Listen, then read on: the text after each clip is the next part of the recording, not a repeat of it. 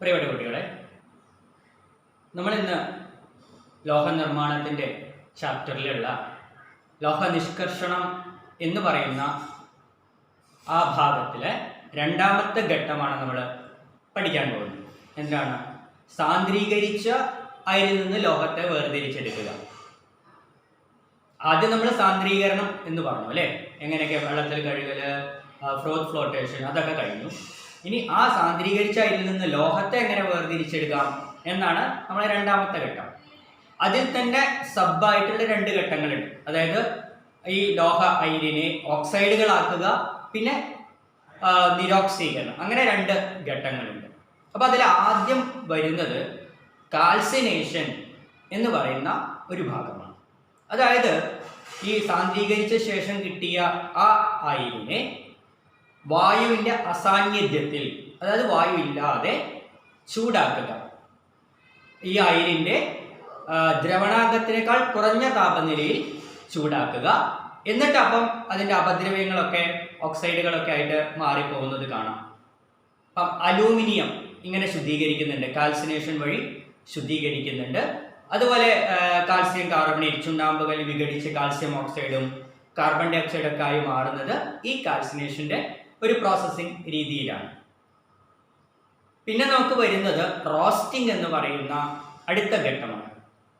അതായത് റോസ്റ്റിംഗ് എന്ന് പറയുമ്പോൾ വായുവിൻ്റെ സാന്നിധ്യത്തിൽ ചൂടാക്കുകയാണ് ഈ സാന്ദ്രണം കഴിഞ്ഞ അയിരിനെ. അപ്പോൾ അവിടെ സൾഫൈഡ് ഓരുകളൊക്കെയാണ്, സൾഫൈഡ് അയിരുകളൊക്കെയാണ് നമ്മൾ അതിലേക്ക് കൊടുക്കാറ്. അപ്പോൾ സൾഫൈഡ് മാറിയിട്ട് ഓക്സൈഡായിട്ട് മാറും.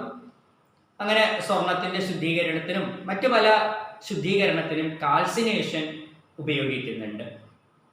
ഓക്കെ. പിന്നെ വരുന്നത് ഈ നിരോക്സീകരണം. അതായത് ഓക്സൈഡുകളാക്കിയിരിക്കുന്ന ലോഹ ശുദ്ധീകരിച്ചിരിക്കുന്ന ലോഹത്തിൻ്റെ എല്ലാം, ക്രിയാശീലം കൂടിയ ലോഹത്തിൻ്റെ എല്ലാം, അത് ഒരു കാർബൺ റോഡ്, വൈദ്യുതി എന്നൊക്കെ വെച്ചിട്ട് അതിനെ നിരോക്സീകരിച്ചെടുക്കുന്ന വിധമാണ് അവസാനത്തെ സ്റ്റെപ്പായിട്ട് വരുന്നത്. പല ലോഹങ്ങളും, സോഡിയം, പൊട്ടാസ്യം, കാൽസ്യം എന്ന് പറയുന്ന ലോഹങ്ങളൊക്കെ ഇതുപോലെ നിരോക്സീകരിച്ചിട്ടാണ് അത് ശുദ്ധീകരിച്ചെടുക്കുന്നത്. പിന്നെ വരുന്നത് മൂന്നാമത്തെ ഘട്ടമാണ്. എന്താണ്? ലോഹശുദ്ധീകരണം. ഈ ലോഹശുദ്ധീകരണത്തിൽ നമുക്ക് നിരോക്സീകരണം കഴിഞ്ഞതിന് ശേഷം കിട്ടുന്ന ആ ലോഹത്തിന് പിന്നെയും മാലിന്യങ്ങൾ ഉണ്ടാവാം. അപ്പം അപദ്രവ്യം എന്ന് പറയുന്ന മാലിന്യത്തിൻ്റെയും ലോഹത്തിൻ്റെയും സ്വഭാവം അനുസരിച്ചാണ് നമ്മൾ ഏത് മെത്തേഡിൽ അത് പിന്നെയും ശുദ്ധീകരിക്കണം എന്ന് നോക്കുന്നത്. അപ്പം അതിന് ചിലപ്പം അതിന് പറ്റിയ ലായനിയിൽ ലയിപ്പിക്കേണ്ടി വരാം, അല്ലെങ്കിൽ പറ്റിയ ഊഷ്മാവിൽ ചൂടാക്കേണ്ടി വരാം. ആ ഓരോന്നിനും ഓരോ രീതിയിലാണ് നമ്മളതിനെ അവസാനമായിട്ട് ശുദ്ധീകരിച്ചെടുക്കുന്നത്. അപ്പോൾ ഇതിൽ ആദ്യം വരുന്ന ഈ ലോഹ ശുദ്ധീകരണത്തിൽ ആദ്യം വരുന്നത് ലിക്വേഷൻ, അല്ലെങ്കിൽ ഉരുക്കി വേർതിരിക്കൽ എന്നുള്ളതാണ്. അതായത് ടിൻ, ലെഡ് എന്ന് പറയുന്ന വേഗം ഉരുകുന്ന ലോഹങ്ങളുടെ ഓക്സൈഡുകൾ, അയിരുകൾ എന്ത് ചെയ്യും? ഒരു ചെരിവ് പ്രതലത്തിൽ വെച്ച് ചൂടാക്കുമ്പോൾ ഏറ്റവും എളുപ്പത്തിൽ ഉരുകുന്നതെല്ലാം ഉരുകി ഒലിച്ച് താഴത്തേക്ക് വരും. അതിൽ വേഗം ഉരുകാത്ത ലോഹമാലിന്യങ്ങളോ ഓക്സൈഡുകളൊക്കെ ചിലപ്പോൾ ഉണ്ടാവാം, അത് അങ്ങനെ തന്നെ നിൽക്കും. അതാണ് ഉരുക്കി വേർതിരിക്കൽ എന്ന് പറയുന്ന രീതി. കുറഞ്ഞ ദ്രവണാങ്കമുള്ള ടിൻ, ലെഡ് എന്നീ ലോഹങ്ങളിൽ അപദ്രവ്യമായി ഉയർന്ന ദ്രവണാങ്കമുള്ള മറ്റു ലോഹങ്ങൾ, ലോഹ ഓക്സൈഡുകൾ തുടങ്ങിയവ ഉണ്ടായിരിക്കും.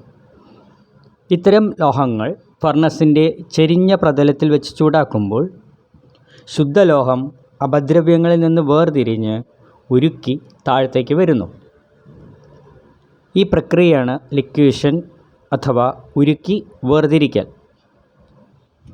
ഉയർന്ന ദ്രവണാങ്കമുള്ള ലോഹങ്ങൾ ആ ചെരിവ് പ്രതലത്തിൽ തന്നെ നിൽക്കുന്നു.